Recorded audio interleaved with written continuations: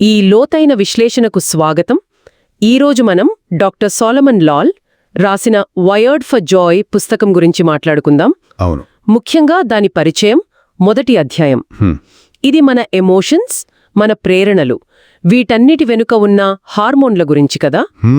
Correct. ముఖ్యంగా dopamine గురించి. అవును, డోపమైన్. డాక్టర్ లాల్ గారికి తెలుసు కదా, సెల్యులర్ బయోమెట్రిక్స్, సైకాలజీ, ఇంకా ప్రాచీన వైద్యం, ఇలా 3 PhDలున్నాయి. ఒక మైండ్ రీసెర్చ్ సైంటిస్ట్ ఆయన. నిజమే. ఆయన బ్యాక్గ్రౌండ్ చాలా విస్తృతమైనది. ఈరోజు మనం ఈ ఆధునిక ప్రపంచంలో డోపమైన్ మనల్ని ఎలా నడిపిస్తోంది, కొన్నిసార్లు బహుశా ఎలా దారి తప్పిస్తోంది, ఇది అర్థం చేసుకోవాలి. సరిగ్గా చెప్పారు. ఈ పుస్తకం మనల్ని మన లోపలికి, ఆ కెమికల్ ప్రపంచంలోకి తీసుకెళ్తుందన్నమాట. రచయిత చెప్పినట్టు మనలో ఒక కనిపించని ఆర్కెస్ట్రా ఉంటుంది, హార్మోన్ల వ్యవస్థ అది. అంటే డోపమైన్, సెరోటోనిన్, ఆక్సిటోసిన్, ఇవన్నీనా? అవును. డోపమైన్ ప్రేరణ, సెరోటోనిన్ ప్రశాంతత, ఆక్సిటోసిన్ బంధం, ఎండార్ఫిన్లు ఆనందం, ఇంకా మెలటోనిన్, కార్టిసాల్, ఇవన్నీ మన అంతర్గత కండక్టర్లు లాంటివి. మనకి కొన్నిసార్లు మోటివేషన్ లేదు అనిపిస్తుంది కదా, లేదా ఏదీ బాలేదు అని. అది మన బలహీనత కాదు. చాలాసార్లు ఈ కెమికల్స్ బ్యాలెన్స్ తప్పడమే కారణమంటున్నారు రచయిత. అంటే కేవలం తెలుసుకుంటే సరిపోదు, వాటిని నియంత్రించడం నేర్చుకోవాలి అంటున్నారా? ఎగ్జాక్ట్లీ. మార్పు అక్కడ్నించే మొదలవుతుంది అని ఆయన వాదన. సరే, మరి మొదటి అధ్యాయంలోకి వెళ్దాం. ది డోపమీన్ ఎరా. డోపమైన్ను రచయిత మరింత కావాలి అనే అణువు అంటున్నారు. అంటే అది చాలా ఇంట్రెస్టింగ్ పాయింట్. అంటే ఇది కేవలం ఆనందం ఇవ్వడం కాదు, దాన్ని పొందడానికి ముందు మనలో కలిగే ఉత్సుకత, ఆ ప్రోత్సాహం, యాంటిసిపేషన్, ఏదైనా సాధించాలి అనే ఫీలింగ్, అదే ఆ కోలికను రేకెత్తించేదే డోపమైన్. అయితే సమస్య ఇక్కడ వస్తుంది. సమస్య ఏంటంటే మనం ఇప్పుడు ఎలా చెప్పాలి, ఒక డోపమైన్ నిండిన ప్రపంచంలో బతుకుతున్నాం. స్మార్ట్ ఫోన్లు, సోషల్ మీడియా నోటిఫికేషన్లు, షుగర్ ఫుడ్స్, ఆన్లైన్ షాపింగ్, అన్నీ. అవును, అన్నీ డోపమైన్ హిట్స్ ఇచ్చేవే కదా. కరెక్ట్. నిరంతరం మన డోపమైన్ సిస్టమ్ని అవి ట్రిగ్గర్ చేసేలా డిజైన్ చేశారు. రచయిత దీన్ని ఒక సీసా ఆటతో పోల్చాడు. ఆనందం, బాధ సమతుల్యత అని. సీసానా? అంటే అవును, మనం ఒకవైపు కృత్రిమ ఆనందం వైపు బరువేశామనుకోండి, మెదడు బ్యాలెన్స్ చేయడానికి బాధ వైపు కొన్ని భూత్లను, అంటే బాధ, అసౌకర్యం కలిగించే అంశాలను నెడుతుందట. అంటే మనం ఎక్కువసేపు ఫోన్ చూసి ఆనందం పొందితే తర్వాత మనకు తెలియకుండానే మెదడు కొంచెం బాధనో, నిస్సత్వనో క్రియేట్ చేస్తుందన్నమాట. సరిగ్గా అదే. అతిగా ఆనందాన్ని కోరుకుంటే ఈ భూత్ల సంఖ్య పెరిగిపోతుంది.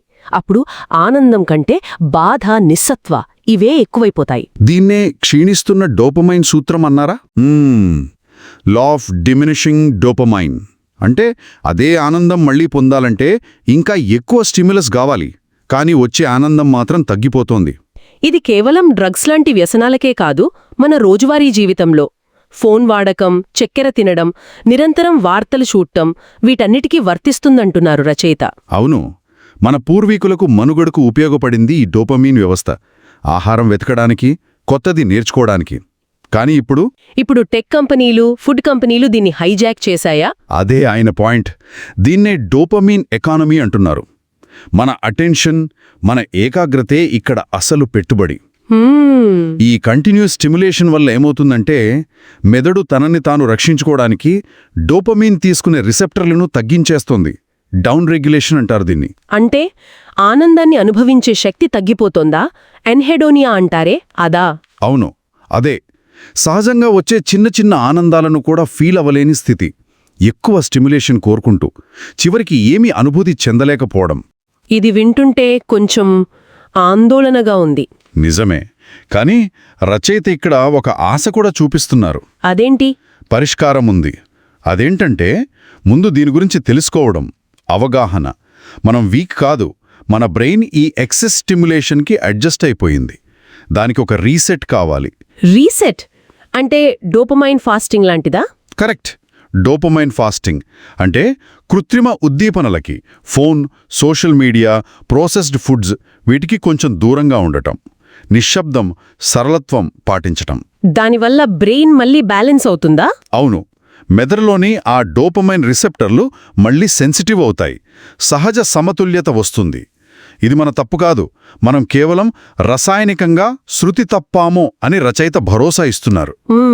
అది కొంత ఊరటనిస్తుంది.